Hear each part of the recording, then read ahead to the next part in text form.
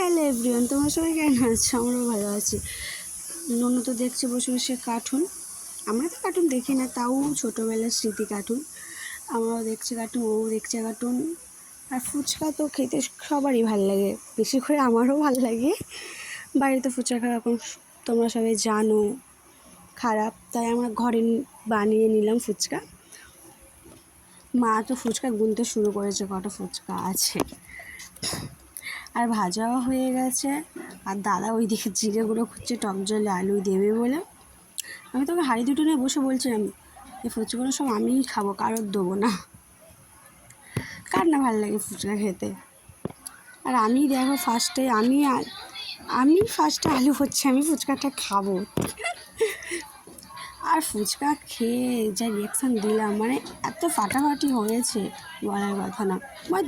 দোকানকে হার মানাবে। দিদিও তো খেয়ে বলছে ফুচকাটা খুব ফাটাফাটি। এবার থেকে বাইরে যেতে হবে না, ঘরেই খেতে হবে। ভিডিওটা এই অবধি ভালো লাগলে লাইক করবেন। Tata, bye bye.